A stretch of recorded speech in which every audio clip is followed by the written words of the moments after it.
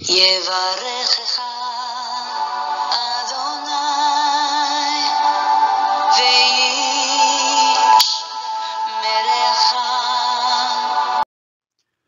예바레크카 도나이 베시메레카. 사랑하는 성도 여러분, 오늘 하루도 전지전능하신 임마누엘의 하나님께서 여러분에게 복을 주시고 여러분을 안전하게 지켜주시기를 축복합니다. 아멘. 할렐루야. 오늘 이 아침에도 우리 코에 생명의 호흡을 불어넣어 주신 창조주 하나님, 역사의 주관자이신 여호와 우리 아버지를 송축하며 찬양합니다. 우리의 구원자이신 예수 그리스도, 그 생명의 이름, 그 구원의 이름, 우리의 왕이요 주인이요 영원한 생명의 은인이신 예수 그리스도를 송축하며 찬양합니다. 오늘도 우리 안에서 열심으로 일하시며 우리 예수님의 아름다운 형상으로 우리를 또 더 자라가게 하실 우리 성령님의 그 역사하심을 오늘도 찬양합니다.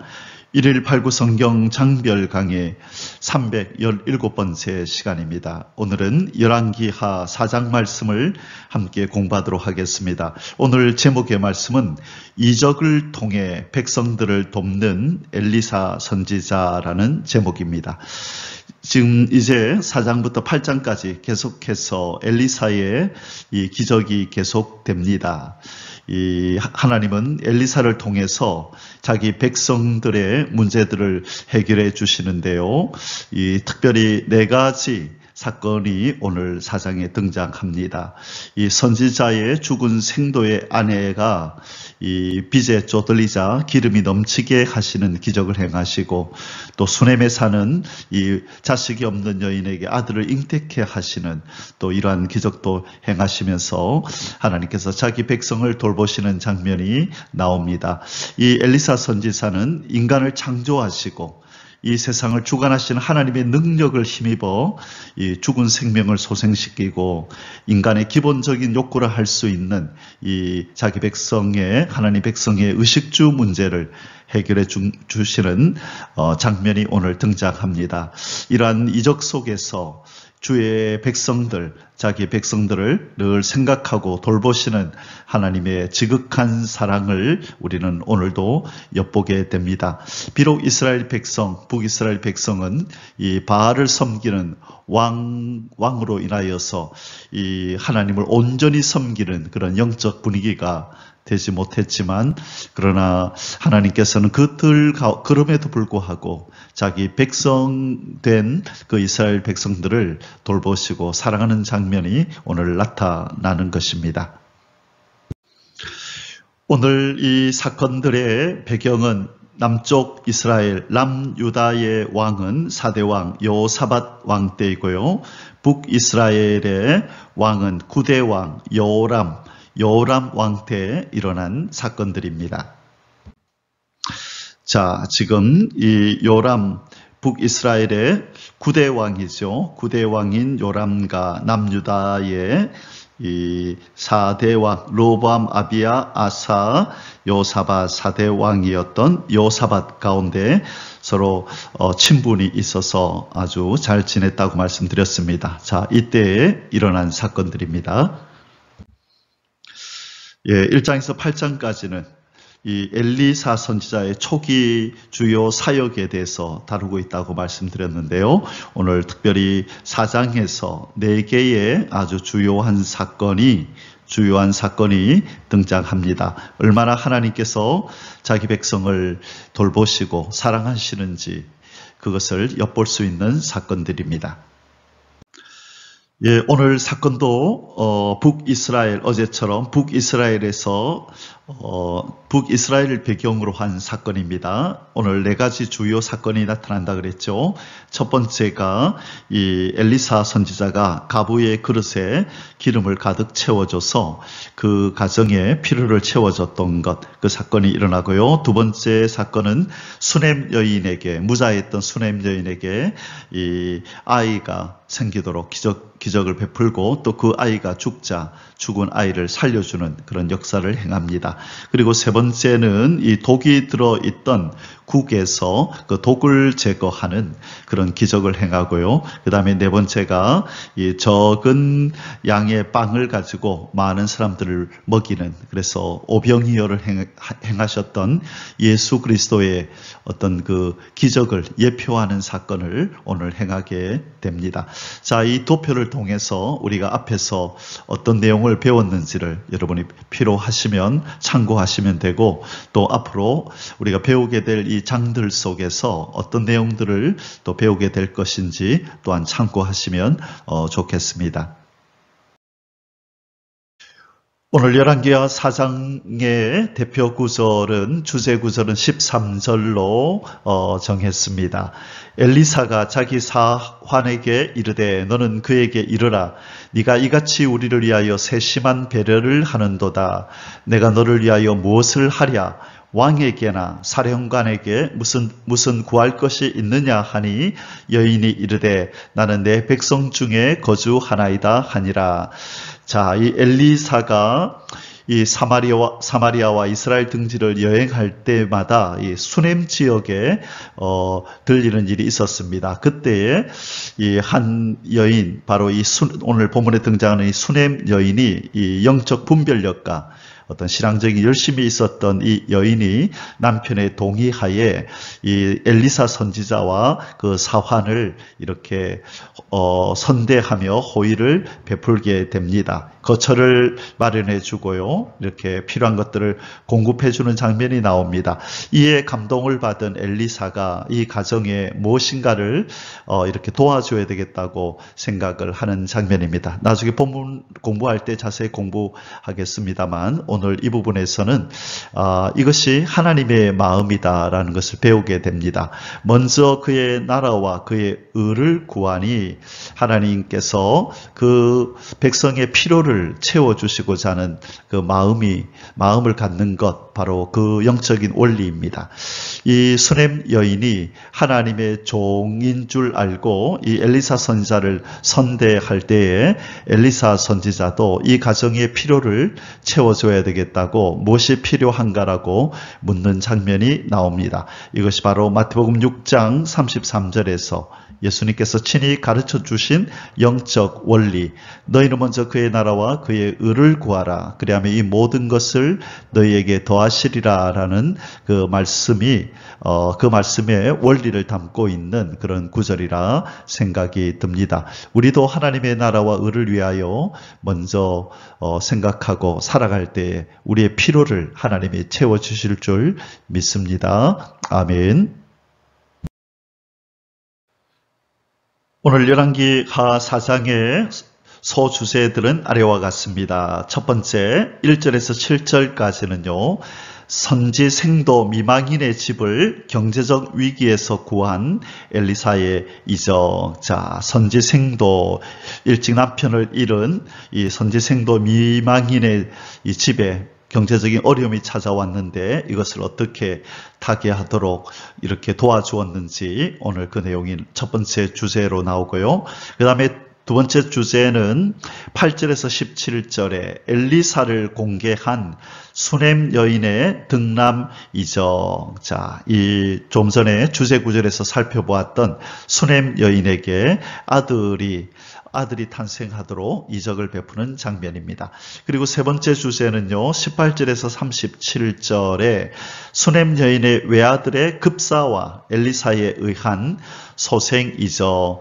자, 이 고마워서 기적을 베풀어 그 집안에 아들을 주었는데 그 아들이 갑자기 급사하게 됩니다. 그리고 엘리사에게 도움을 청하자 그가 또한 이적을 베풀어서 죽은 아들이 다시 부활하도록 그렇게 역사했던 그 장면이 등장합니다. 그리고 네 번째 주제는요, 38절에서 마지막 44절까지 음식물과 관련된 엘리사의 두 이적이 나타나게 됩니다. 자, 솥에 국에 들어있는 독을 제거하고 적은 양의 빵을 가지고 많은 사람들을 먹이는 그런 이적이 나타나게 됩니다.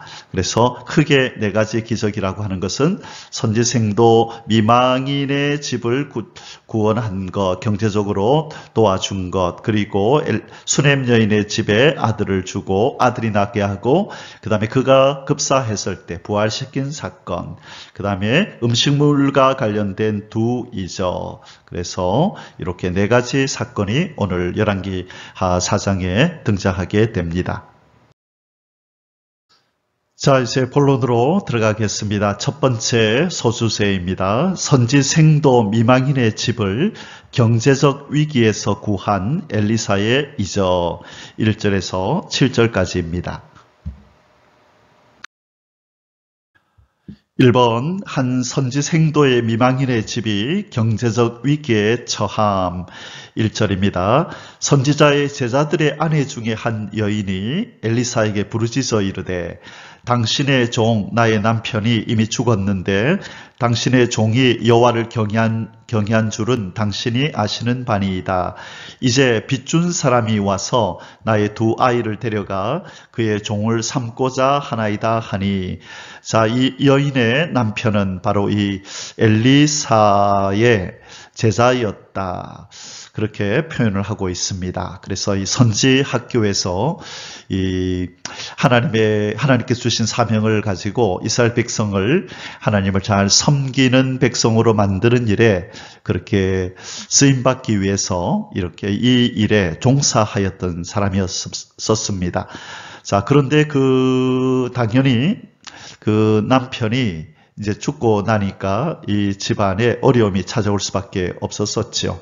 자, 이 남성 중심의 사회였던 이 고대 이스라엘에서는요, 이 우리가 잘 아는 것처럼 가부가 된다는 것, 이 미망인이 된다고 하는 것은 이 사회적 약자의 신분에 속한다라는 것을 의미합니다. 그래서 객과 고아와 더불어서 이 당시 이스라엘 사회에서 가장 힘없는 사람들을 상징하는 단어가 바로 과부였습니다. 미망인이라는 거죠. 고아와 또 객, 고와 가부, 객, 이렇게 세 종류의 사람이 가장 힘없는 사람을 상징하는 그런 단어였던 것입니다. 그래서 하나님께서는 이들을 보호하고 이들에 대해서 억울하게 행하지 말라고 아주 엄히 명령하신 장면이 율법서에 자주 등장합니다.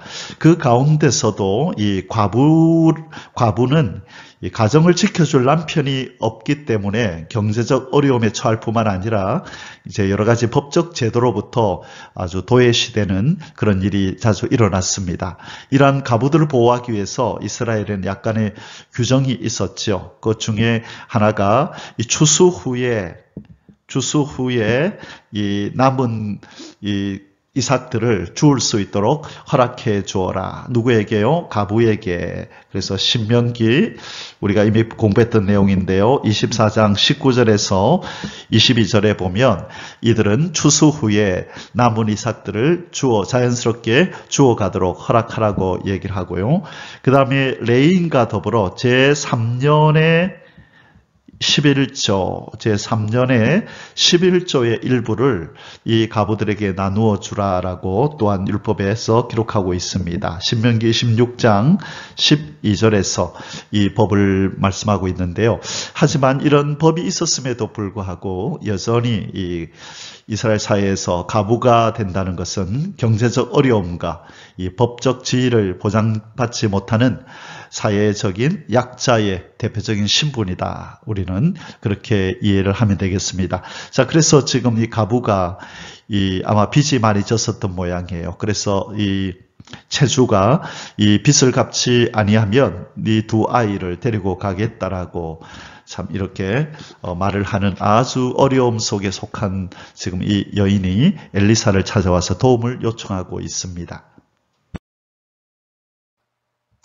이번 엘리사가 선지생도의 미망인에게 이웃에게 가서 그릇을 빌려오라고 지시함. 2절에서 3절입니다. 엘리사가 그에게 이르되 내가 너를 위하여 어떻게 하랴? 내 집에 무엇이 있는지 내게 말하라. 그가 이르되 계집종의 집에 기름 한 그릇 외에는 아무것도 없나이다 하니 이르되 너는 밖에 나가서 모든 이웃에게 그릇을 빌리라. 빈 그릇을 빌리되 조금 빌리지 말고. 자, 지금 이 미망인 이 가부의 집에는 아무것도 내놓을 만한 것이 아무것도 없고 재산될 만한 것이 아무것도 없었다고 얘기를 합니다. 단지 기름 한 그릇 외에는이라고 표현하고 있는데요.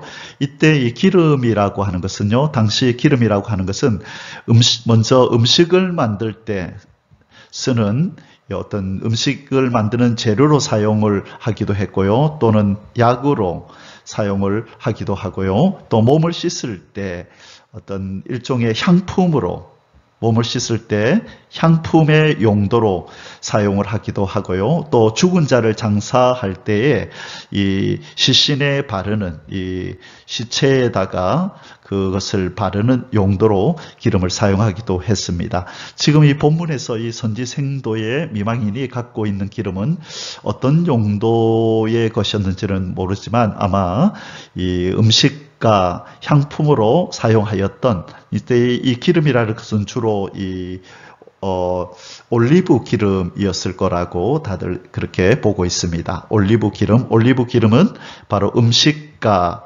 향품으로 사용하던, 그래서 음식을 해먹을 때 쓰거나 아니면 몸을 씻을 때 사용하던 그런 용도로 쓰던 올리브 기름이었을 것이라고 봅니다. 자, 이 그릇을 빌려오라고 하는 이 엘리사 선지자의 말에 아마 이 여인은 의아해했을 겁니다. 왜 그릇을 빌려오라 그러지? 아마 아직까지는 이 엘리사 선지자의 의도를 알아차리지 못한 상황에서 그릇을 빌려오라고 하는 이 엘리사 선지자의 말에 아마 의아한 표정을 지었을 것이 분명합니다. 3번, 빌려온 모든 그릇에 엘리사가 기름을 가득 채우는 이적을 베풀므로 선지생도의 미망인의 집이 경제적 위기를 모면함. 4절에서 7절입니다. 너는 내 두 아들과 함께 들어가서 문을 닫고 그 모든 그릇에 기름을 부어서 차는 대로 옮겨 놓으라 하니라. 여인이 물러가서 그의 두 아들과 함께 문을 닫은 후에 그들은 그릇을 그에게로 가져오고 그는 부었더니 그릇에 다 찬지라. 여인이 아들에게 이르되 또 그 그릇을 내게로 가져오라 하니 아들이 이르되 다른 그릇이 없나이다 하니 기름이 곧 그쳤더라. 그 여인이 하나님의 사람에게 나아가서 말하니 그가 이르되 너는 가서 기름을 팔아 빚을 갚고 남은 것으로 너와 내 아들이 생활하라 하였더라.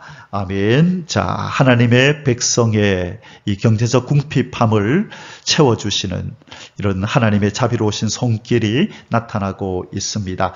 자, 오늘 이 본문에서 특별히 우리가 기억해야 할 것은, 자, 이 엘리사 선지자는 이 기적을 행하기 전에 이 미망인에게 당부를 합니다. 뭐라고 얘기를 하죠? 너는 문을 닫고 이 일을 행하라.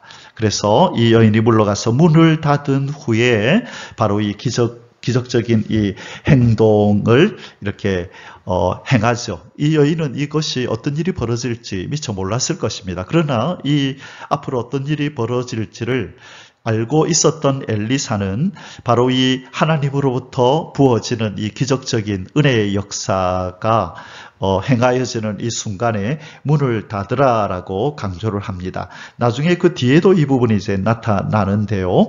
자, 왜 그러면 이 문을 닫으라는 얘기를 할까요? 이것은 단지 문을 닫는 행위는 단순히 어떤 이 문을 닫는다라는 행위 자체만을 묘사하는 것이 아니라 하나님이 베푸시는 이 은혜의 비밀스러운 특성을 나타냅니다. 자, 하나님의 은혜는 하나님의 백성에게 또 그 은혜를 받을 만한 자에게 비밀스럽게 그렇게 임하는 것임을 보여주는 이 상징적인 행위라는 것입니다.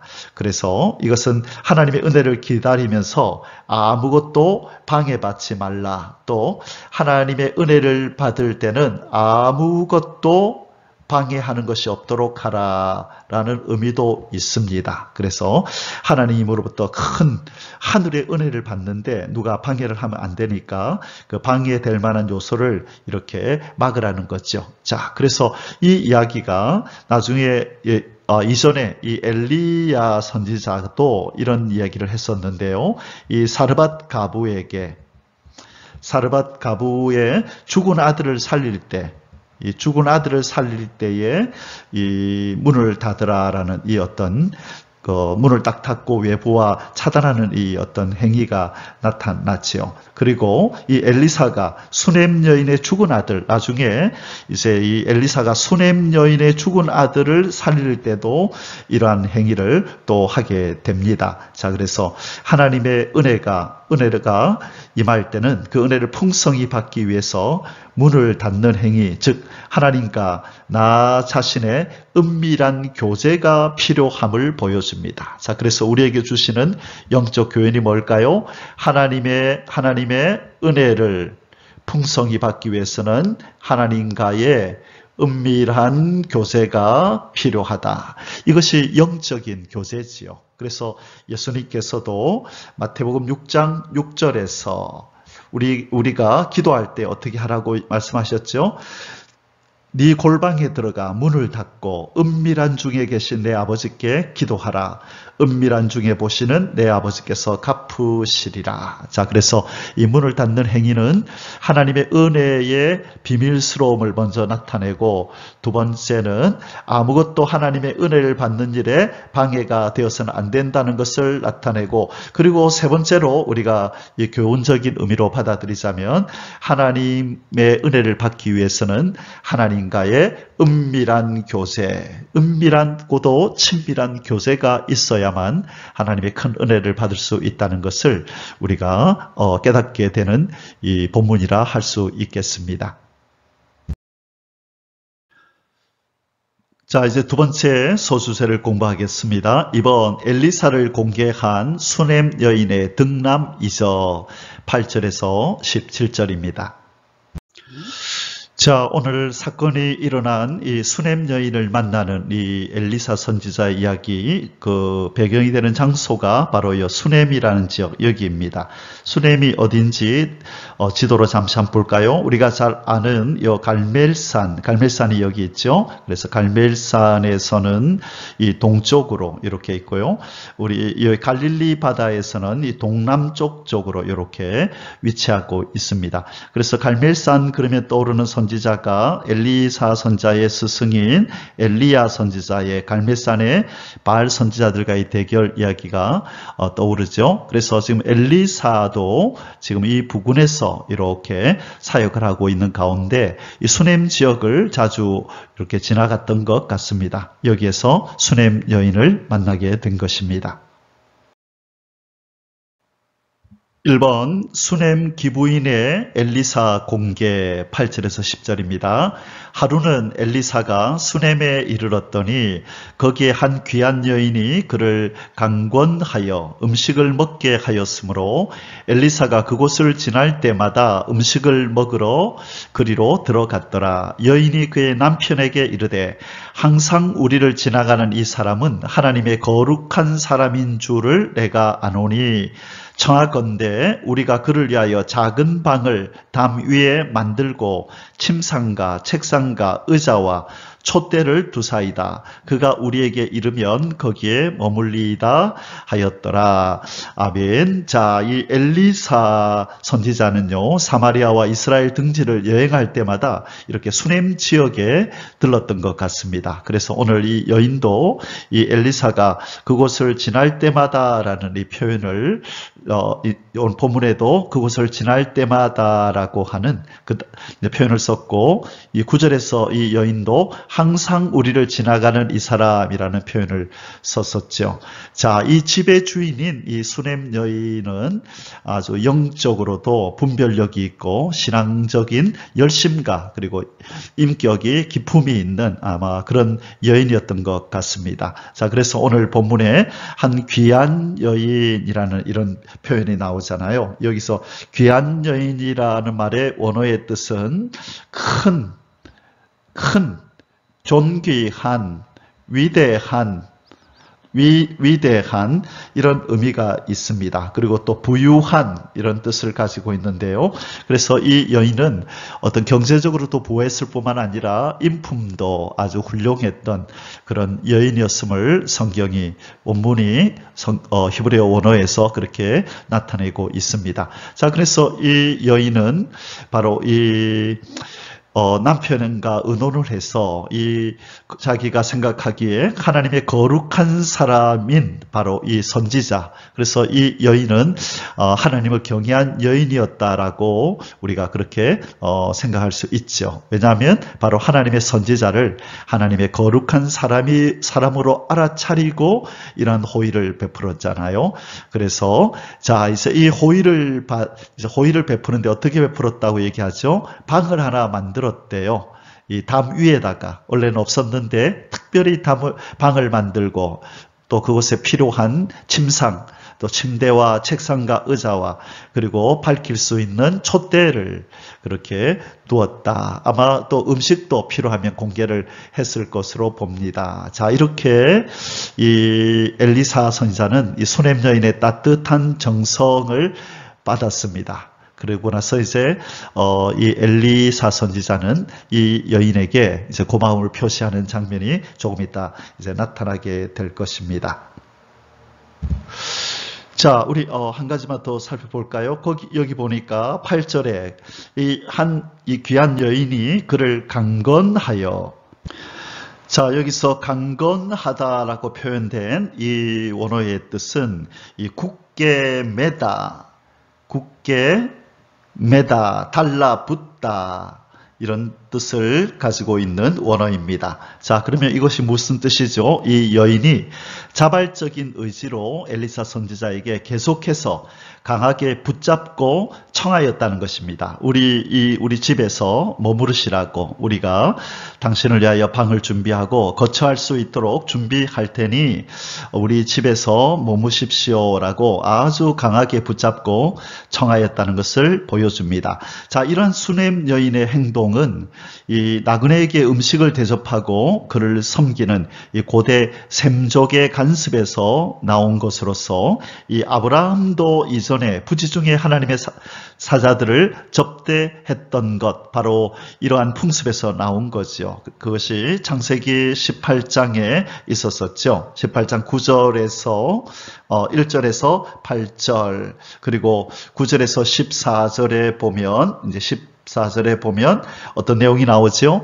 이 사자들이 사라에게 내년에 이맘때에 너는 아이를 갖게 될 거다라고 해서 이삭이 탄생되는 바로 그 계기가 아브라함이 천사들을 이렇게 영접했다가 그냥 지나가는 손님인 줄 알고 영접을 했다가 이런 복을 받았던 거죠. 마찬가지로 바로 이 수냄 여인도 이렇게 강건하여 지나가는 하나님의 사람 엘리사를 공개하였다가 이제 등남하게 되는, 아들을 얻게 되는 바로 그러한 복을 받게 되는 것입니다.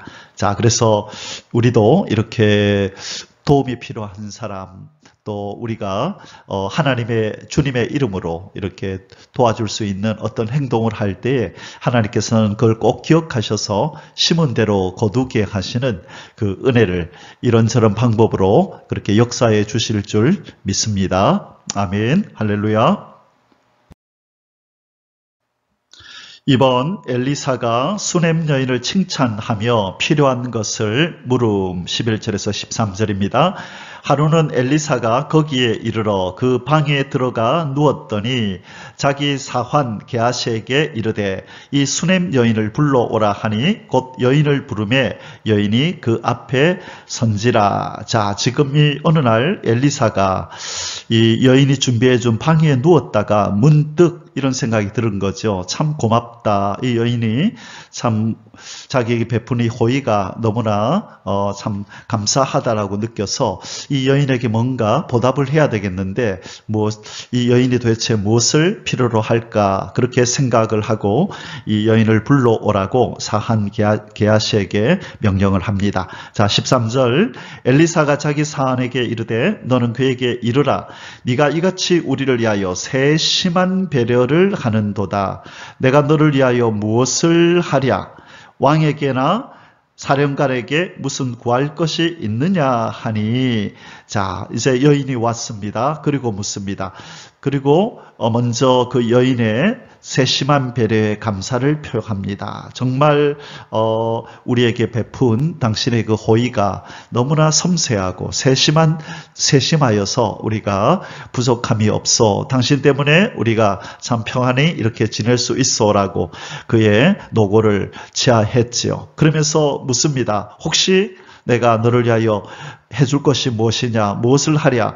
왕에게나 사령관에게. 그러니까 아주 중요한 신분에 있는, 그죠? 이 나라의 통치자인 왕에게도 자기는 부탁을 할 수 있고, 사령관에게도, 높은 지위에 있는 누구에게든지 내가 부탁할 수 있으니, 혹시 이들의 도움이 필요한 일이 있으면 나에게 말하시오. 내가 전달해서 그 일이 이루어지도록 하겠소. 청탁을 해보겠소. 라고 지금 얘기를 하는 거죠. 그러자 여인이 이렇게 대답을 합니다. 여인이 이르되 나는 내 백성 중에 거주하나이다. 자, 족합니다. 이 말입니다. 여기서 내 백성 중에 거한다. 이 말은 무슨 뜻이냐면 나는 객이 아닙니다. 나는 내 가족들을 떠나서, 친지들을 떠나서 멀리 이방 땅에 혼자 있는 그런 여자가 아닙니다. 내 주변에 바로 가족이 있고 또 친지도 있는 바로 그런 사람입니다. 나 혼자 사는 것이 아니라 내 주변에 내 가족들이 있기 때문에 나에게 부족함이 없습니다. 이렇게 자족하는 마음을 가지고 있는 것입니다. 자, 얼마든지 욕심을 부려서, 그렇죠. 아유, 기회다 생각해서 이번 기회에 한몫 잡자라고 그렇게 생각할 수도 있지만, 이 하나님을 경외하는 여인, 이 엘리사 선지자를 보면서 이분이 거룩한 하나님의 종이다라고 알아차렸던 이 영의 사람, 이었던 이 여인은 세상적인 욕심을 가지지 않고 바로 자족하는 마음을 가지고 있습니다. 범사에 감사하는 마음이죠. 범사에 감사하는 마음을 가지고 사는 아주 영적인 그런 여인이었습니다. 3번 엘리사의 수네임 여인에 대한 등남 예언과 성취 14절에서 17절. 엘리사가 이르되 그러면 그를 위하여 무엇을 하여야 할까 하니 게하시가 대답하되 참으로 이 여인은 아들이 없고 그 남편은 늙었나이다 하니.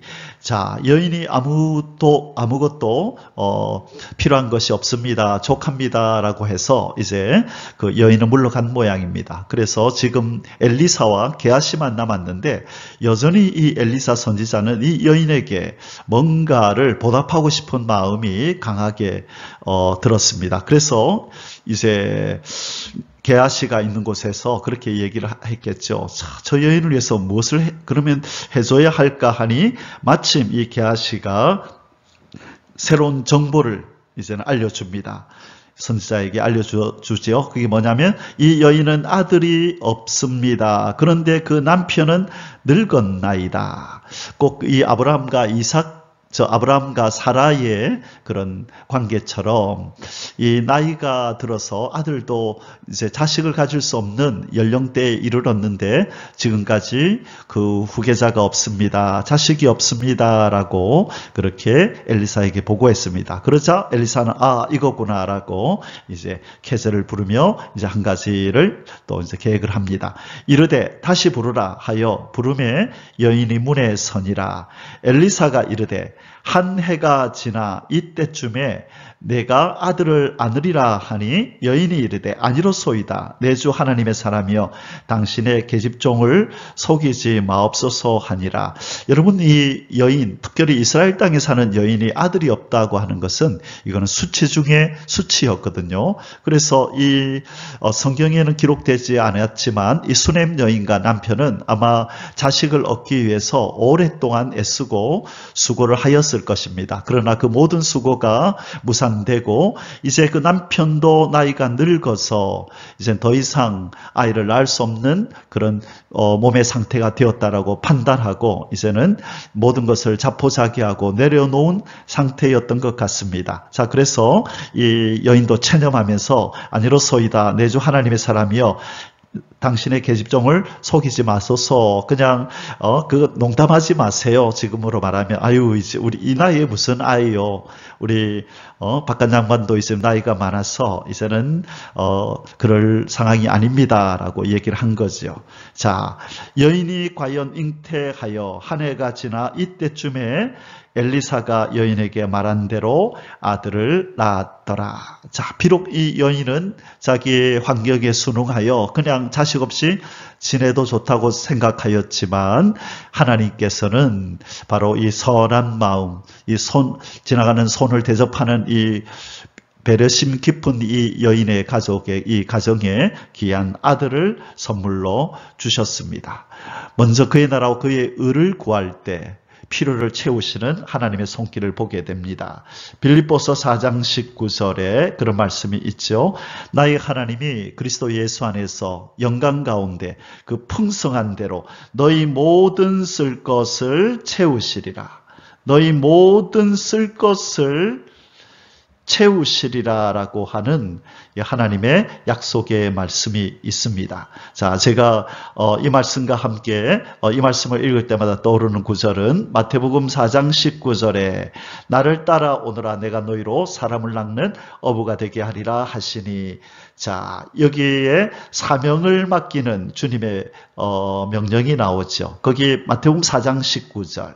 자, 그럴 때 빌립보서 4장 19절처럼 너희 모든 쓸 것을 채우시리라. 참 이렇게 장과 절이 똑같은 이 두 구절이 이렇게 연결이 됩니다. 그래서 저는 이 빌립보서 4장 19절을 읽을 때나 마태복음 4장 19절을 읽을 때 이 서로 연결되어 있는 이 말씀들을 함께 묵상합니다. 우리가 하나님 맡긴 사명을 최선을 다하여 감당할 때 하나님 우리의 모든 쓸 것을 채우신다는 뜻이고, 우리의 삶 속에 모든 것이 채워지는 은혜를 경험하려면 하나님께서 우리에게 맡기신 그 사명에 먼저 최선을 다하는, 그분의 나라와 의를 구하는 일에 먼저 우리의 힘과 능을 쏟을 때에, 정성을 쏟을 때에 바로 우리 모든 것이 채워진다라는 귀한 교훈이 오늘 본문에도 나타나고 있습니다.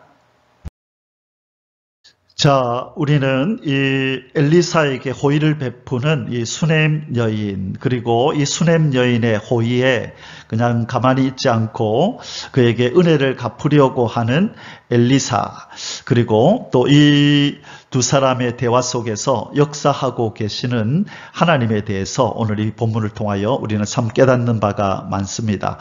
무엇보다 먼저 우리가 이 본문 속에서 우리가 깊이 묵상하며 가야 될 것은 이 하나님께서는 말하지 못하는 마음의 이 안타까움과 소원을 가지고 있는 이 안타까움과 소원을 가지고 있는 자기 백성의 그 마음을 아신다는 것입니다.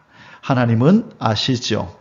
무엇을요? 자기 백성의 이 안타까움, 부족함, 남한테 말은 하지 않았지만은 참 이 아들이 있었으면 좋겠다, 자녀가 있었으면 좋겠다라고 하는 이 소원이 있던 이 여인에게 하나님께서 이 소원을 들어주는 이 은혜를 베풀었습니다. 이 수넴 여인은 모든 것이 풍족했지만 아들이 없었잖아요. 그리고 그 당시에는 아들이 없으면 미래가 없는 것과 같았습니다.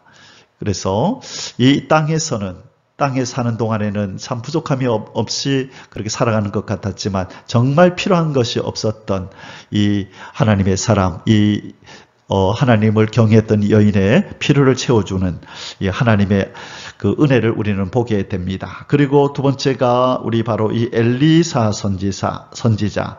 자, 은혜를 받고 가만히 있지 않고 어떻게 보답을 할까? 이 수넴 여인의 후한 대접을 당연한 것으로 받아들이지 않고 그에 대해서 어떻게 보상해 줄까 하는 마음을 늘 가지고 있었다는 것이죠. 자, 그래서 그녀에게 무엇이 필요한가 살펴보다가 이렇게 물어보았고, 그래서 게하시를 통하여 자식이 없다는 사실을 알게 되고 이 빚진 자의 마음을 가지고 이렇게 결국은 이 여인에게 아들을 낳게 하는 기적을 베풀었던 것입니다. 자, 엘리사의 이 보답하는 마음을 우리는 우리 본받아야 되겠습니다. 그리고 우리가 여기서 깨닫게 되는 것은 신실하신 하나님을 보게 됩니다.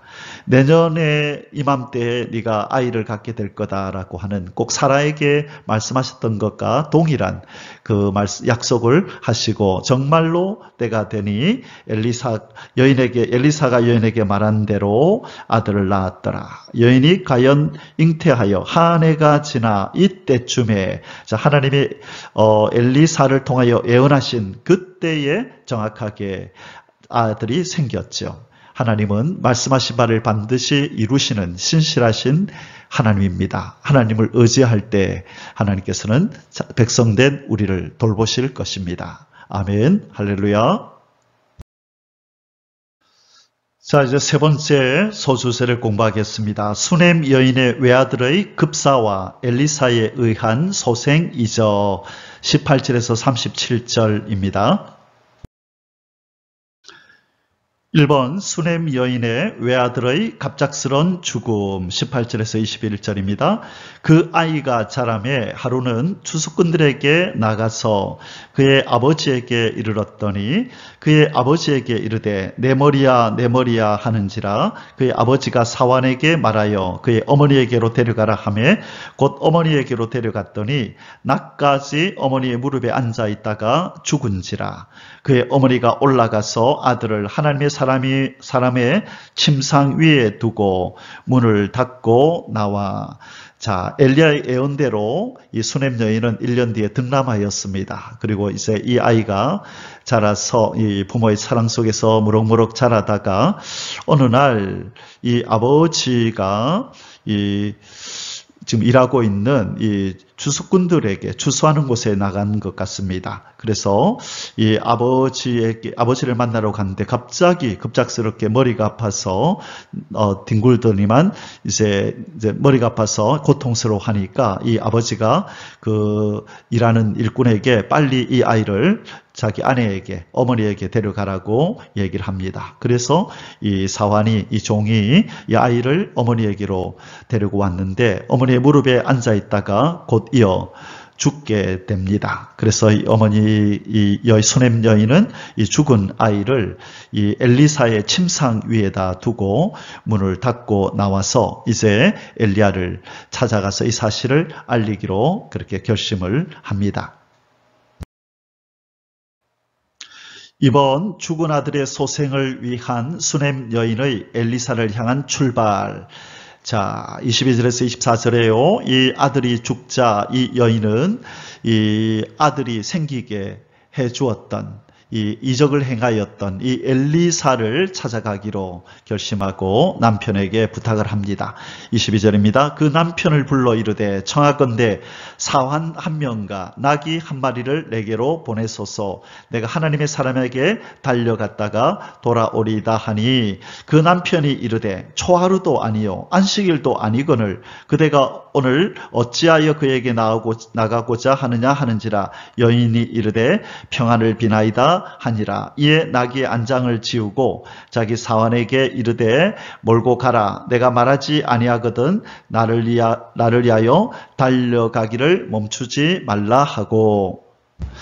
자, 이 여인이 지금 그 자식이 죽었다는 것을 남편에게는 지금 알리지 않고 있습니다. 그래서 뭔가 이 엘리사, 자기에게 자식이 없던 자기에게 아들이 있게 해준 이 엘리사를 만나면 뭔가 기적적인 일이 일어날 것을 기대하면서 지금 이 엘리사를 향하여 뛰어가고 이렇게 달려가고 있는 것입니다. 그래서 남편에게는 알리지 않고 이 사환 한 명을 그리고 나귀 한 마리를 부탁을 해서 이 사환 한 명과 지금 길을 떠나고 있습니다. 이때에 이 엘리사는 갈멜산에 있었거든요. 갈멜산. 그래서 아까 수넴 지역에서 저 위쪽으로 조금 가면 갈멜산이 있는데 그곳에 친히 사환을 데리고 자기가 가기로 결심을 하고 지금 길을 나서고 있습니다.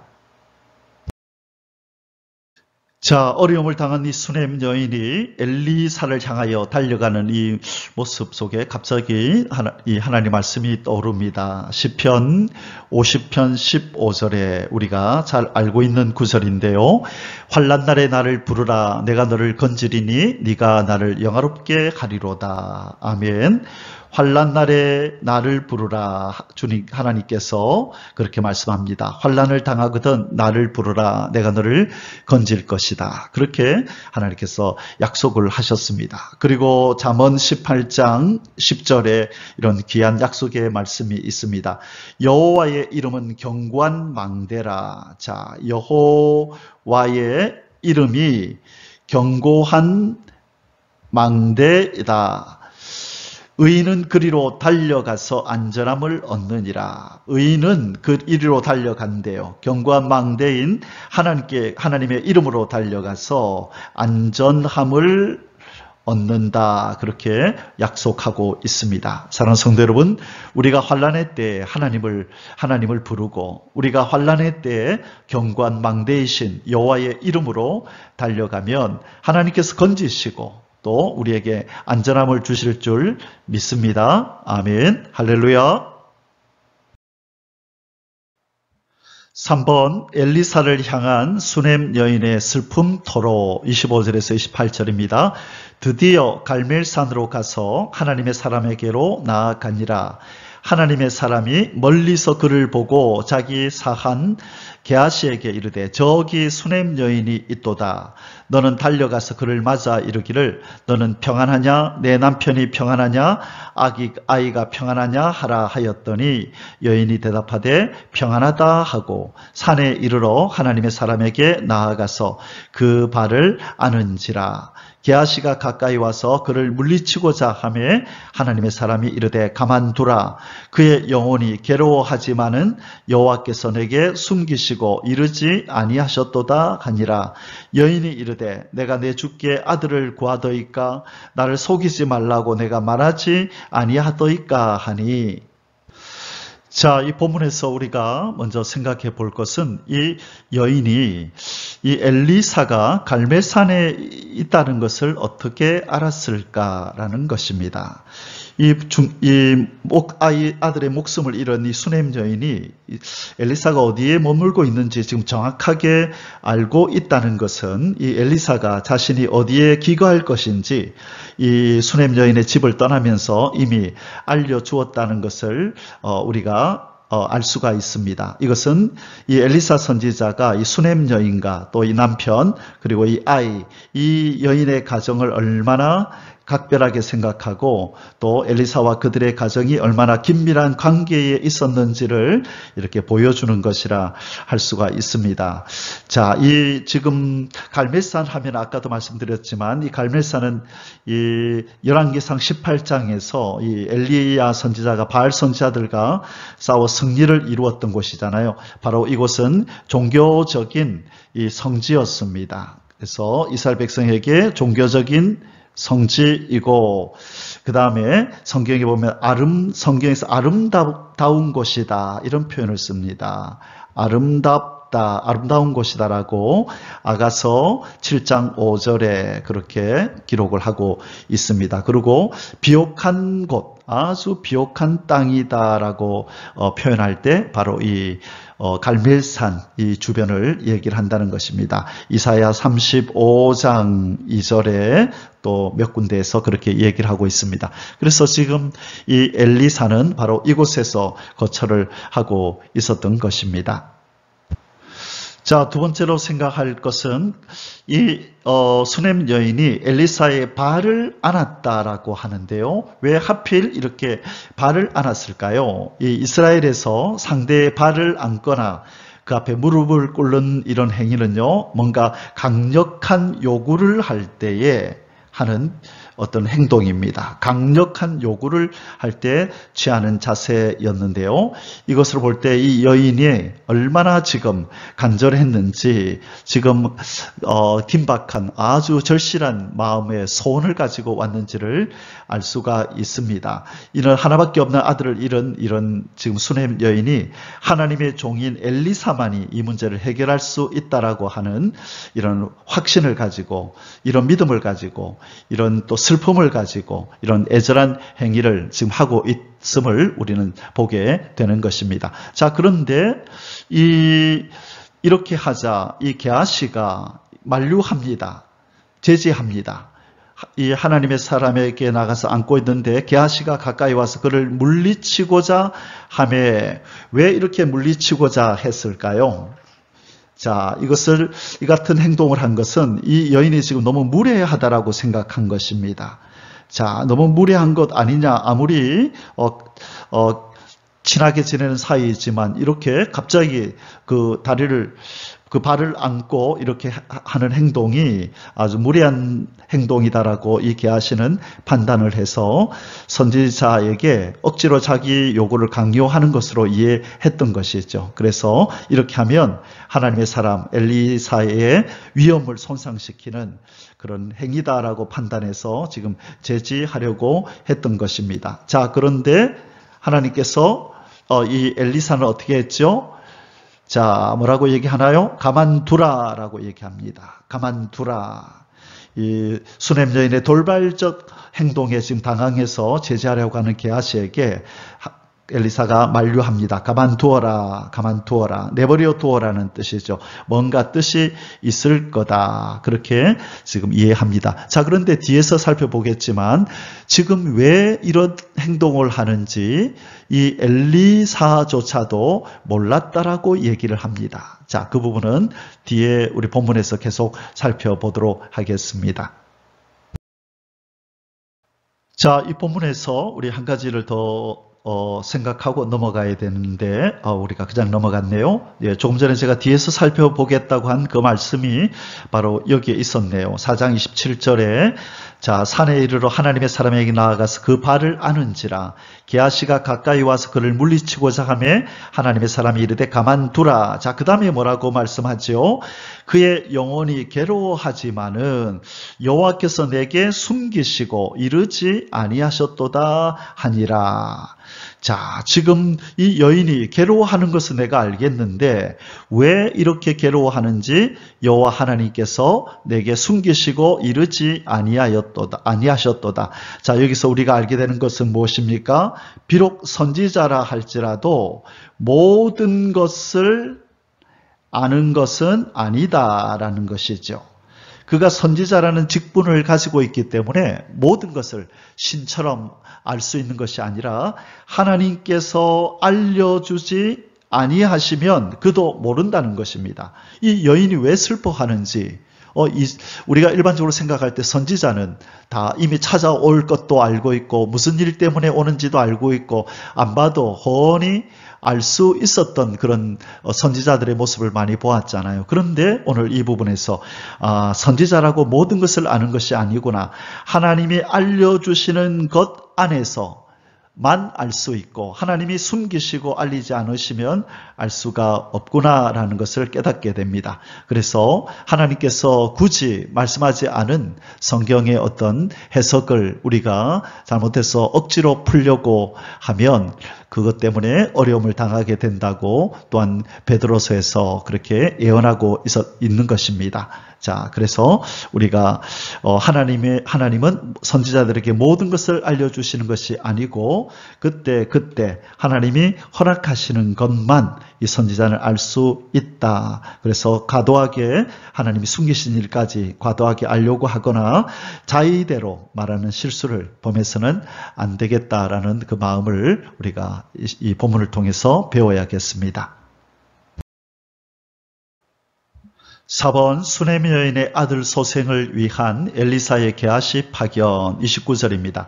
엘리사가 게하시에게 이르되 내 허리를 묶고 내 지팡이를 손에 들고 가라. 사람을 만나거든 인사하지 말며 사람이 네게 인사할지라도 대답하지 말고 내 지팡이를 그 아이 얼굴에 놓으라 하는지라. 자, 엘리사 선지자는 왜 이 수넴 여인이 슬피 우는지 이제 알았습니다. 그래서 이 죽은 이 수넴 여인의 아들을 살리기 위해서 게하시를 파견하는 장면입니다. 자, 여기에서 엘리사는 게하시에게 네 가지를 명령합니다. 내 허리를 묶어라 이렇게 표현합니다. 이것은 빨리 신속하게 여행할 준비를 하라는 것입니다. 신속하게 여행 준비하라. 자, 그 다음에 내 지팡이를 손에 들고 가라 그랬죠. 왜 자기의 지팡이를 왜 줬을까요? 바로 이 지팡이는 하나님께서 자기에게 부여하신 영적 권위를 상징하는 것이었습니다. 그래서 이 권위를 자기 사환 게하시에게 지금 이렇게 이양하는 빌려주는 그런 의미를 갖는 것입니다. 지팡이는 자주 성경에서 이 능력과 권위를 나타낼 때 이것이 나타나거든요. 그래서 과거의 출애굽 역사에서 모세의 지팡이가 모세를 통하여 하나님의 능력이 역사하는 도구가 되었었잖아요. 그것처럼 이 지팡이라고 하는 것은 바로 이 엘리사에게 하나님이 부여하신 영적 권위를 의미하는데 그 권위를 지금 자기 사환에게 자기가 잠시 빌려주는 것을 상징하는 것입니다. 자, 그 다음에 세 번째로 사람을 만나거든 뭐 하지 마라? 인사하지 마라 그랬죠. 인사하지 마라. 왜 인사하지 말라 그랬을까요?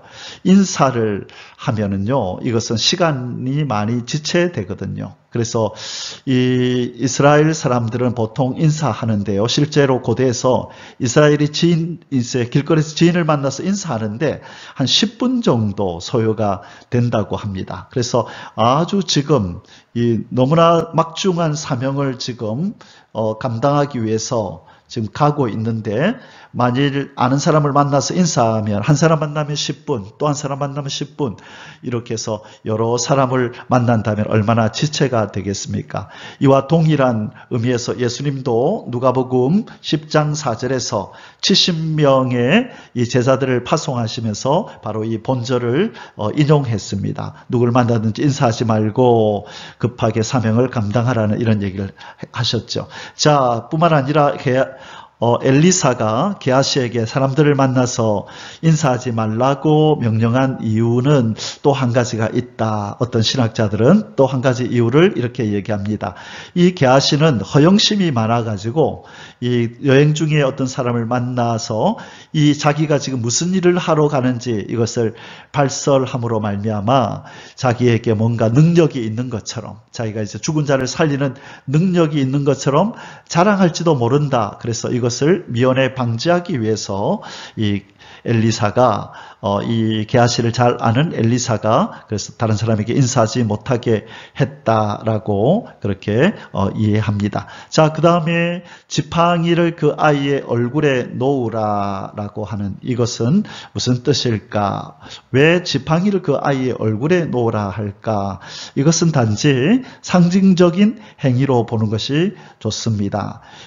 이 지팡이는 여행에 필요한 도구일 뿐만 아니라 지금 엘리사의 권위와 능력을 이렇게 나타내는 상징물이었잖아요. 그래서 바로 이 하나님께서 주신 이 엘리사의 권위와 능력이 이 지팡이, 그것을 상징하는 지팡이를 통하여 이 아이의 시체에 다음으로 뭔가 하나님의 능력이 나타날 것이라는 것을 이렇게 나타내기 위해서 지팡이를 아이 얼굴에 놓으라. 자, 하나님의 능력이 바로 이 지팡이를 통해서 나타난다는 것을 보여준 것입니다.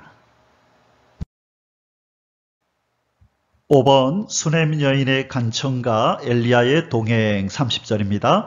아이의 어머니가 이르되 여호와께서 살아계신가 당신의 영혼이 살아계심을 두고 맹세하노니 내가 당신을 떠나지 아니하리이다.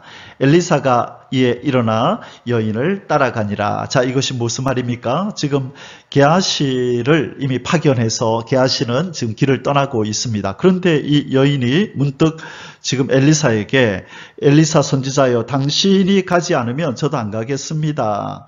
그렇게 하면서 엘리사가 직접 이 자기 죽은 아이를 살려주기를 지금 강구하는 것입니다. 자, 그래서 지금 이렇게 말을 하는 것은 지금 이 아들을 잃은 상황에서 자신이 가장 믿고 의지하는 이 하나님의 종 엘리사의 손길을 통해서 자기 아들이 회생되기를 지금 바라고 있는 것입니다. 그래서 본문에 나타난 이 여인의 이 말에는 이 하나님의 사람 엘리사에 대한 이 여인의 절대적인 신뢰와 의지가 지금 포함이 되어 있습니다. 이것은 마치 마르다가 이 죽은 오라비 나사로의 시신 앞에서 이렇게 말했었죠. 주께서 여기 계셨다면 내 오라비가 죽지 아니하였겠나이다. 그러나 나는 이제라도 주께서 무엇이든지 하나님께 구하시는 것을 하나님이 주실 줄을 아나이다. 그렇게 고백하죠. 요한복음 11장 21절에서 22절에서 이 바로 이 여인이 이 마르다가 이 예수님에 대해서 신뢰를 갖듯이 이 수냄 여인이 지금 엘리사를 향하여 동일한 신뢰를 가지고 이렇게 이야기하고 있는 것입니다. 그리고 또한 반면에 이 수냄 여인의 말에는 이 현재 하나님의 사람 엘리야의 명을 받아서 길을 떠난 이 게하시, 지금 어디에 가고 있는지 알지 모르는 이 게하시에 대한 이 불신도 포함하고 있다. 우리가 그렇게 얘기할 수 있겠습니다. 엘리사 선지자여, 게하시가 정말 그렇게 살릴 수 있을까요? 저는 당신이 직접 갔으면 좋겠습니다라는 마음을 이렇게 담아서 표시하고 있는 것입니다. 6번 엘리사보다 앞서 도착한 게하시의 아이 소생 이적 실패와 보고 31절. 자, 이 수냄 여인의 그 우려대로 이 앞서 도착한 게하시는 이 죽은 이 아들을 살리지 못하였다라고 성경은 기록하고 있습니다. 아마 이 당시에 핸드폰이 있었다면 이 여인의 간청을 듣고 엘리사 선지자가 게하시야 그냥 돌아와라 하든지 아니면 기다려라 나오고 같이 가자 그랬을 텐데 연락할 수 있는 방법이 없어서 먼저 게하시가 이렇게 앞서 도착을 하여 이 아들을 살리려고 시도를 했지만 실패하는 장면이 이제 나옵니다. 자, 31절입니다. 게하시가 그들보다 앞서가서 지팡이를 그 아이의 얼굴에 놓았으나 소리도 없고 듣지도 아니하는지라 돌아와서 엘리사를 맞아 그에게 말하여 아이가 깨지 아니하였나이다 하니라. 자, 깨지 아니했다, 살지 않았습니다라고 하지 않고 깨지 아니하였습니다. 옛날에 이전에 자, 신약에서 이제 예수님께서 그렇죠, 나사로를 살리러 갈 때 그를 깨우러 가자 했던 그 내용이 생각이 나네요. 아니라 다를까 이 게하시는 이 죽은 아이를 살려내지 못하고 이제 다시 되돌아오다가 이 길을 향하여 오고 있는 그 수냄 여인과 엘리사 스승을 만나서 이렇게 보고합니다. 아이가 깨지 아니하였나이다 하니라. 7번 수냄 여인의 아들을 살린 엘리사의 이적 32절에서 37절입니다. 엘리사가 집에 들어가 보니 아이가 죽었는데 자기의 침상에 눕혔는지라. 들어가서는 문을 닫으니 두 사람뿐이라. 엘리사가 여호와께 기도하고 아이 위에 올라 엎드려 자기 입을 그의 입에, 자기 눈을 그의 눈에, 자기 손을 그의 손에 대고 그의 몸에 엎드리니 아이의 살이 차차 따뜻하더라. 엘리사가 내려서 집 안에서 한번 이리저리 다니고 다시 아이 위에 올라 엎드리니 아이가 7번 재채기하고 눈을 뜨는지라. 엘리사가 게하시를 불러 저 수냄 여인을 불러오라 하니 곧 부르매 여인이 들어가니 엘리사가 이르되 네 아들을 데리고 가라 하니라. 여인이 들어가서 엘리사의 발 앞에서 땅에 엎드려 절하고 아들을 안고 나가니라. 아멘. 자, 해피엔딩입니다. 하나님이 기적적으로 주셨던 이 아이가 갑자기 급사하여서 이 가정에 고통이 임하였지만 그러나 하나님이 은혜로 주신 이 아이를 하나님의 은혜로 다시 되살리셔서 이 가정에 다시금 기쁨을 주었습니다. 자, 여기서 우리는 크게 질문을 해야 할 것이 있습니다. 왜 엘리사가 이렇게, 오늘 이 표현에 보면요, 이 엘리사가 아주 이렇게 지금 뭐랄까요, 초조함과 긴장, 걱정을 가지고 막 집을 이리저리 다니고 있는 모습이 보입니다. 엘리사가 내려서 집안에서 한번 이리저리 다니고 이리 한번 다니고 저리 한번 다니고 이 모습 속에서 느껴지는 분위기는 걱정과 초조함. 자, 만약 이 아이가 살지 않으면 어떻게 하지? 라고 하는 그런 걱정스러운 모습으로 보입니다. 그러나 실은 본문에서 엘리야가 하나님의 능력을 확신하지 못하고 이렇게 걱정과 초조함 속에서 어찌할 바를 몰라 행동하는 것이라고 할 수는 없습니다. 왜냐하면 이 아이가 지금 몸이 차츰차츰 이렇게 따뜻해져 옴을 알고 있었죠. 차차 따뜻하더라 그랬죠. 그래서 이 엘리야는 하나님이 이 아이를 살리시고 계시구나. 그런데 단번에 하지 않으시고 차츰차츰 이렇게 하셨다는 것입니다. 왜 그럴까? 이 엘리야의 이 행위가 한 번만에 이 아이를 탁 살렸다면은 더 그죠? 건의도 있어 보이고 또 마음도 참 편했을 텐데 그렇지 않고 이렇게 시간이 걸려서 차츰차츰 이 아이가 회생되었을까? 온 몸을 다하여 전력을 다하여 지금 힘을 쓰고 있는데 바로 이 즉각 이런 일이 일어나지 않는 이유가 있다는 것이죠. 자, 여기서 우리가 첫 번째 아까도 질문했지만 왜 하나님은 이 엘리사에게 이 아이의 죽음을 알리지 않으셨을까? 아이의 죽음을 알리지 않으셨을까? 왜 그리고 바로 단번에 살리지 않으셨을까? 이것은 하나님의 사람, 바로 이 엘리야를 하나님은 지금도 훈련하고 계십니다. 무슨 훈련이죠? 하나님만 의지하고 하나님에게 묻고 하나님의 능력을 구하고 이 하나님만 의지하는 훈련을 지속적으로 이 그의 종 엘리야에게 시키고 있다는 것입니다. 한번 주어진 그 권위와 또 힘이 능력이 계속 그냥 자연스럽게 주어지는 것이 이어지는 것이 아니라 언제든지 하나님이 도와주지 않으시면 그는 모든 것을 알 수 있는 것이 아니고 아이의 죽음조차도 깨닫지 못하는 무지 속으로 들어갈 수밖에 없음을 그가 아무리 애를 쓰고 힘을 써도 이 기적과 이적이 나타나지 않음을 그로 하여금 깨닫게 하여서 항상 하나님만 의지하게 하셨다라는 것입니다. 이 원리가 우리에게도 주어집니다. 우리가 큰 기도의 응답을 받아서 기적과 이적을 경험하였다 할지라도 그런 삶이 늘 지속되는 것이 아니고 우리가 매일매일 순간순간 하나님을 의지하고 하나님께 여쭙고 하나님의 도우심을 구할 때에만 우리는 지속적으로 하나님의 도우심 속에서 기적과 이적 속에서 살아갈 수 있음을 우리에게 보여주시는 것이라 할 수 있습니다. 그래서 쉼 없이 꾸준히 예나 지금이나 오늘이나 내일이나 꾸준히 지속적으로 하나님을 의지하고 하나님께 부르짖으며 걸어가는 우리의 신앙의 길이 되어야 될 줄 믿습니다. 아멘. 자, 이제 마지막 네 번째 소수세입니다. 음식물과 관련된 엘리사의 두 이적 38절에서 44절입니다. 1번 엘리사가 국에 있던 맹독을 밀가루로 해독한 이적 38절에서 41절입니다.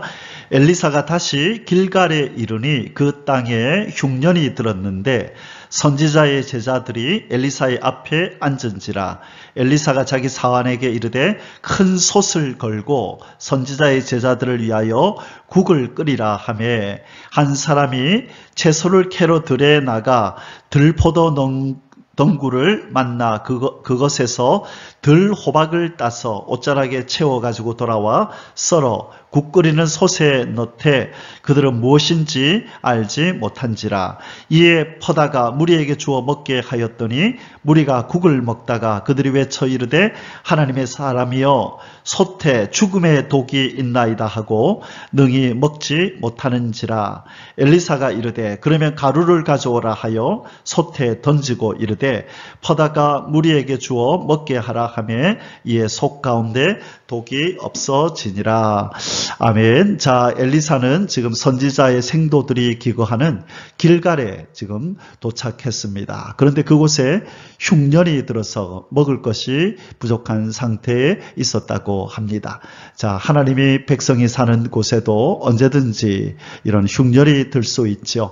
하나님은 하나님을 믿는 사람들에게 너희들에게는 흉년이 없으리라. 너희들에게는 평안한 날들만 있을 것이라 그렇게 말씀하지 않으셨지요. 하나님은 우리에게 여러 가지 어려움이 있을 것이다. 그러나 두려워하지 말라.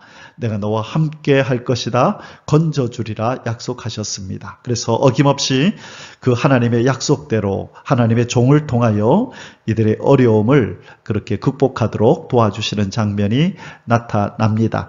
자, 지금 이 먹을 것이 없는 이들에게 지금 이제 엘리사가 명령을 내렸습니다. 큰 솥을 걸어놓고 이제 나아가서 재료를 준비해서 국을 끓이라 그랬죠. 그런데 그 한 사람이 캐온 그 채소가 들포도 덩굴이라 얘기하는데 또 그것에서 들호박을 따서 옷자락에 채워 가지고 와서 국을 끓였다 하는데 신학자들도 이것이 정확하게 무엇을 의미하는지 알지 못한다고 합니다. 자, 그러나 중요한 것은 이것은 독이 있는 채소였던 것입니다. 이것을 알지 못한 이 생도들이 이것을 먹다가 독이 있는 줄 알고 큰일 났다 싶어서 소리를 질렀습니다. 그때 바로 이 가루, 이 밀가루를 가져다가 솥에 던지니 그 독이 없어지는 놀라운 기적이 나타난 것입니다. 자, 지금 이 하나님의 사람이 이 위험천만한 이 세상 속에 살고 있는 자기의 백성들에게 하나님의 사랑과 하나님의 도우심과 하나님의 치료하심을 지금 이렇게 흘려보내는 그런 일을 하고 있습니다. 하나님은 하나님의 사람들을 보내서 하나님 자기 백성을 지키시고 보호한다는 것을 우리에게 말씀해 주고 있는 것입니다. 이번 보리떡 20가 한 자루의 채소로 많은 무리를 먹인 이적 42절에서 44절 오늘 마지막 부분입니다.